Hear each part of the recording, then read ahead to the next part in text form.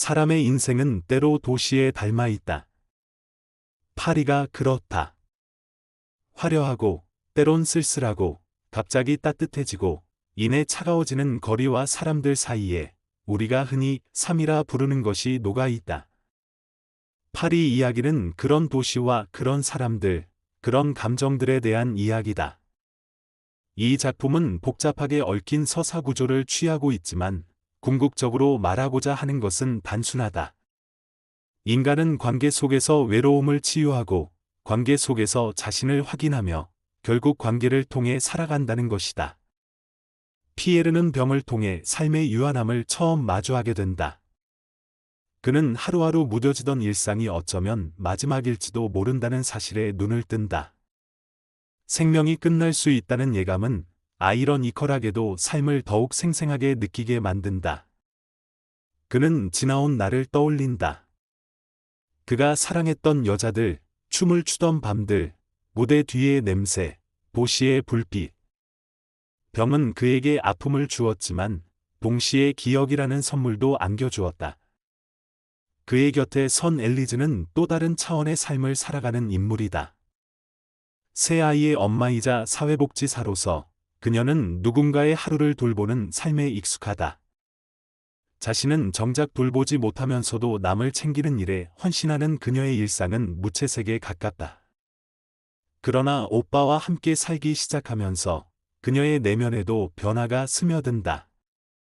피에르의 눈으로 본 세상은 낯설게 아름다웠고 그녀는 잊고 살았던 감정을 다시금 만지기 시작한다. 피에르가 병으로 인해 삶을 느꼈다면 엘리즈는 피에르를 통해 삶을 다시 배우게 된 것이다. 롤랑은 이 도시의 또 다른 외로운 인물이다. 학자로 살아가는 그의 세계는 단어와 문장, 사료와 논문으로 이루어져 있다. 그러나 그 속엔 공허함이 있었다. 그는 매일 수많은 정보를 다루면서도 정작 자신의 감정에는 서툴렀다. 나의 티티아라는 젊은 학생에게 끌리는 마음은 단순한 욕망이 아닌 자신도 누군가로부터 다시 바라보이고 싶은 갈망이었다. 그가 그녀에게 익명으로 메시지를 보내는 행위는 한 인간으로서 세상과 다시 연결되고 싶은 바람의 표현이었다. 도시의 또 다른 단면은 시장에서 일하는 상인들이다. 그들은 화려한 문화와 예술이 넘실대는 파리의 이면에서 매일 새벽과 낮, 저녁의 반복 속의 삶을 이어간다. 잔과 카롤린, 그리고 그들과 얽힌 이웃들의 이야기는 우리가 흔히 주목하지 않는 도시의 민낯이다. 그러나 그 속에도 사랑이 있었고, 질투가 있었으며, 용서와 이해가 있었다. 영화는 그들의 삶도 귀하고 복잡하며, 하나의 완전한 이야기임을 말한다. 이 작품이 지닌 특별함은 바로 이러한 다층적인 삶의 모습을 동등하게 다룬다는 데 있다. 누군가는 병을 앓고 있고, 누군가는 가족을 돌보고 있으며, 누군가는 혼자 사색에 잠겨 있고, 누군가는 노동에 지쳐 있다. 그러나 그들 모두는 하나의 도시 안에 살아가고 있고, 그들의 삶은 서로 알게 모르게 연결되어 있다. 마치 거대한 레이스처럼 보이지 않는 실이 그들을 이어준다.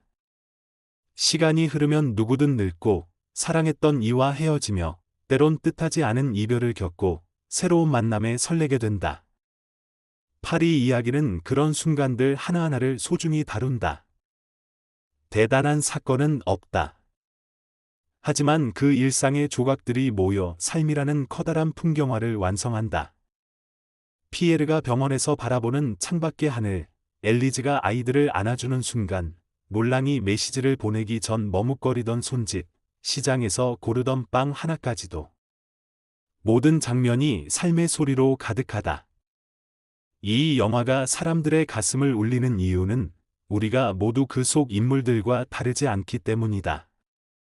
누구든 외롭고 사랑받고 싶고 누군가의 품에 안기고 싶다. 그리고 무엇보다 의미 있는 하루를 살고 싶다. 피에르가 병 속에서도 하루를 눈부시게 바라보듯 관객 또한 자신의 삶을 새롭게 돌아보게 된다. 또한 이 영화는 지금 이 순간이라는 시간에 대한 성찰을 끊임없이 요청한다. 미래에 대해 걱정하기보단, 과거를 후회하기보단 지금 내 앞의 사람, 지금 내 앞의 도시, 지금 내 앞의 감정에 집중하라는 메시지다. 오늘 내 곁의 가족과 친구, 이웃과 직장 동료에게 진심을 전하라는 조용한 울림이다. 마지막 장면에서 피에르가 창밖을 바라보며 미소 짓는 순간 우리는 알 수 있다. 그는 아직 살아있다는 것을. 그리고 우리가 가진 하루가 얼마나 소중한지를. 파리 이야기는 거창한 교훈을 설파하지 않는다. 오히려 그것은 하루치 삶의 기록처럼 다가온다. 그리고 그 하루 속에서 우리가 얼마나 많은 것을 보고 느끼며 또 얼마나 많은 것들을 놓치고 있는지를 조용히 일깨운다. 그렇기에 이 영화는 오랫동안 기억된다. 바쁜 삶 속에서 잠시 멈춰 숨을 고르게 하는 영화. 내 안의 온기와 외로움을 동시에 꺼내는 영화.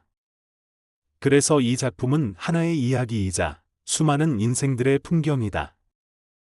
그리고 그 풍경 속에는 지금 이 글을 읽고 있는 당신의 모습도 담겨 있을 것이다. 영화는 심장 질환으로 인해 생명의 위협을 받는 카바레 댄서 피에르의 이야기를 중심으로 전개됩니다. 그의 여동생 일리스는 세 자녀를 둔 사회복지사로 피에르의 병간호를 위해 그의 아파트로 이사하게 됩니다. 엘리즈는 피에르를 돌보는 동시에 자신의 삶과 일, 그리고 가족에 대한 고민을 하게 됩니다.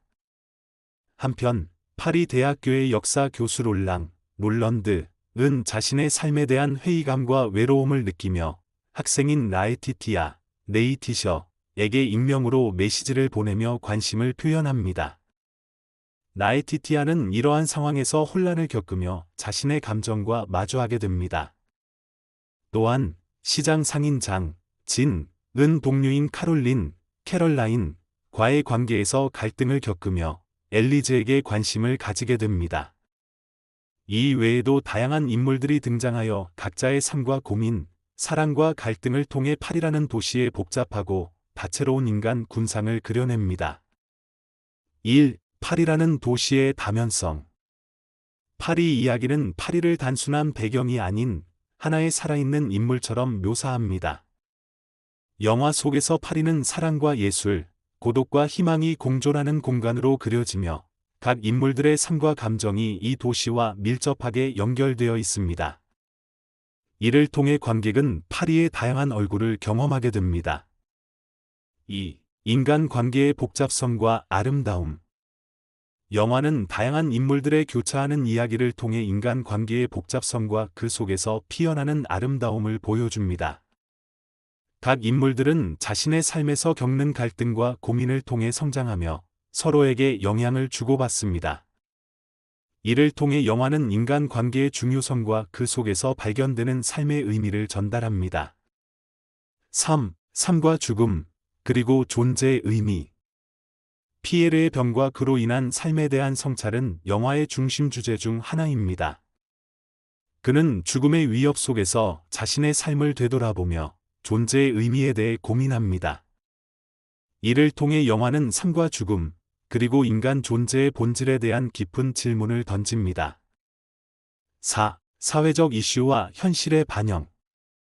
영화는 이민자 문제, 노동 환경, 사회적 불평등 등 다양한 사회적 이슈를 다루며 현실의 복잡성과 그 속에서 살아가는 사람들의 이야기를 진솔하게 담아냅니다. 이를 통해 관객은 사회의 다양한 측면을 이해하고 공감하게 됩니다.